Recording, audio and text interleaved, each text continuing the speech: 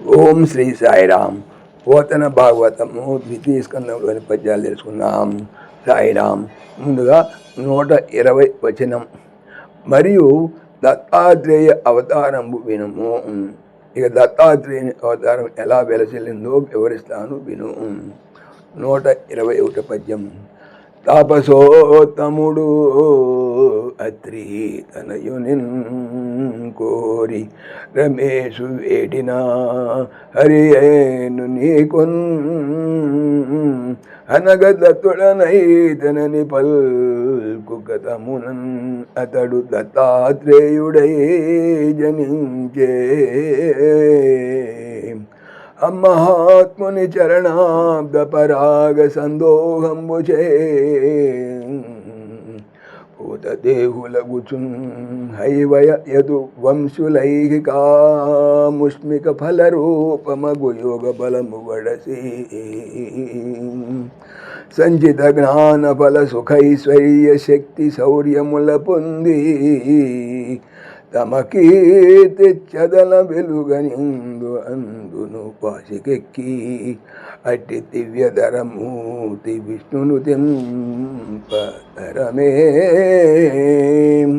తాపసులలో ఉత్తముడు అత్రి తనయునిన్ కుమారుని కోరి కావాలనని రమేశున్ విష్ణుని అనగా రమేష్ అంటే రమ లక్ష్మి యొక్క భర్త హరి వేడినన్ ప్రార్థించగా హరి విష్ణువు నేను నీకు అనగా పాపములు చేయనివాడా దత్తుడన్ దానము చేయబడిన వాడిని అయితిని అని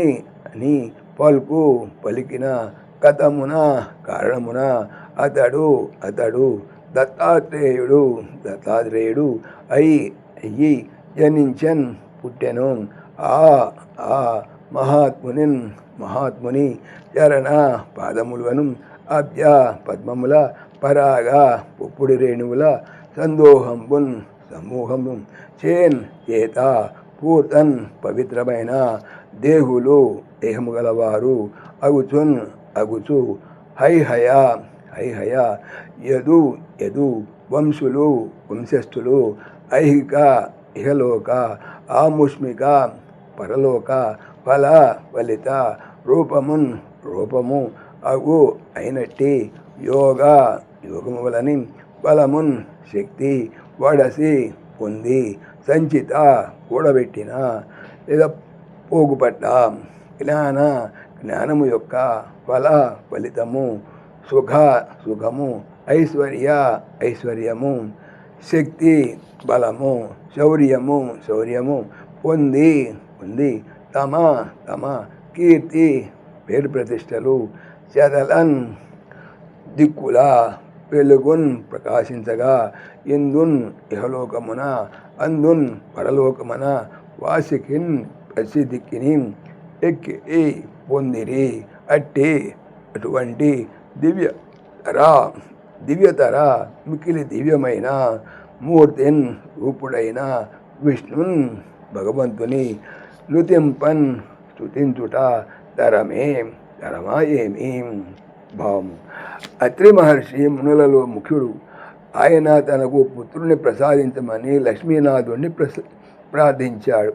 అప్పుడు శ్రీహరి పాపరహితుడమైన ఓ మహేంద్ర, నేను నీకు దత్తుడనయ్యాను అని అన్నాడు. అందువల్ల హరియే అత్రికి దత్తాత్రేయుడై జన్మించాడు. ఆ మహనీయుని పాదపద్మ పరాగం సోకి హైహయ వంశానికి యదువంశానికి చెందిన వారందరూ పవిత్ర దేహులయ్యారు. ఆయన అనుగ్రహం వల్లనే వాళ్ళు ఇహపరలోకాలు ప్రసాదించే యోగబలం ఆర్జించుకున్నారు. జ్ఞానఫలాన్ని, సుఖాన్ని, ఐశ్వర్యాన్ని, శక్తిని, శౌర్యాన్ని పొందారు.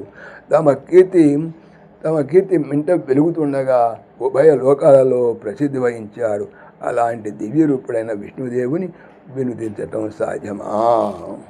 తర్వాత 122 వచనం. వెండియు సనకాద్యావతారంబు వినుము. ఇంకా సనకాదుల అవతార ప్రకారం ఆకర్ణించు. తర్వాత 123 పద్యం. అనఘాత్మా అనఘాత్మాయేను కల్పాదిని విశ్వంబు సుజయం తలచి అంచిత తపంబున్ అధిచేయుచు సనయని పల్కుటయు అది కారణంబుగా సనాఖ్యలనము గల సనందన సనక సనత్ కుమార సనత్ సుమాదులు తన సుజాతులు నల్వురు సంభవించి మానసపుత్రులై మహినుతికెక్కిరి. పోయిన కల్పాంతమున నశించినట్టి ఆత్మీయ తత్వంబున్ పుట్టజేసి సంప్రదాయక భంగి జగతి నెల్ల కలుగజేసిరి. ఆ విష్ణు కలలన్ తనరి నలుగురయ్యును ఒక్కడ నయ చరిత్ర. అనగాత్మ పుణ్యాత్ముడా, నేను కల్పమునకు ఆదిని మొదట్లో విశ్వంబున్ ప్రపంచమును సృష్టింపను తలచి వలవిననుకొని అంచిత చక్కని తపంబున్ తపస్సుని అర్థిన్ కోరి చేస్తూ సన అని పల్కుటయున్ ఉచ్చరించుటయును అది దాని కారణంబుగన్ వలన సన ఆఖ్యలను పేర్లను కలిగి సనందన సనక ధనుకుడు సనత్కుమారుడు సనసుజాతుడను నలుగురు సంభవించు జన్మించి మనసున స్వీకరించిన పుత్రులు కుమారులు అయ్యి మహిన్ భూమిపై ఇనుతికి ఎక్కిరి. పోయిన కిందటి కల్పాంతము నశించిపోయిన అటులంటి ఆత్మకు సంబంధించిన తత్వమును పుట్టునట్లు పునరుజ్జీవితం అన్నమాట చేసి ఒక సాంప్రదాయ పరంపర గల భంగిన్ పద్ధతిని జగతిన్ ప్రపంచము ఎల్లన్ అంతయును కలుగుచున్ వ్యాపింప చేసిరి. ఆ విష్ణుని కళలన్ అంశలతో ధనరి ప్రసిద్ధులై నలుగురు అయ్యును అయినప్పటికీ ఒక్కడే అన్నట్లు నయ మంచి చరిత్ర కలవాడా. భావము. పవిత్రాత్మ నారద, నేను కల్పారంభంలో విశ్వాన్ని సృష్టింపదలుచుకున్నాను. అందుకే తపస్సు చేస్తూ సన అని పలికాను. అందువల్ల సన పేరుతో సనకుడు, సనందుడు, సనత్కుమారుడు, సనసుజాతుడు అనే నలుగురు పుట్టారు. వాళ్ళు బ్రహ్మ మానసపుత్రులుగా ప్రపంచంలో ప్రసిద్ధికెక్కారు. గతించిన కల్పం చివర అంతరించిపోయిన ఆత్మతత్వాన్ని వాళ్ళు మళ్ళీ లోకములో సాంప్రదాయానుసారంగా ప్రవర్తింపజేశారు. నయశీలుడా, ఆ విష్ణుదేవుని కళలతో జన్మించిన వాళ్ళు నలుగురైన నిజానికి వారి అవతారం ఒక్కటే. సాయిరాం. ఓం దాశరథాయ విద్మహే సీతావల్లభాయ ధీమహి తన్న రామ ప్రచోదయాత్. సర్వం శ్రీ రామార్పణమస్తు. జై శ్రీరామ్, జై శ్రీరామ్.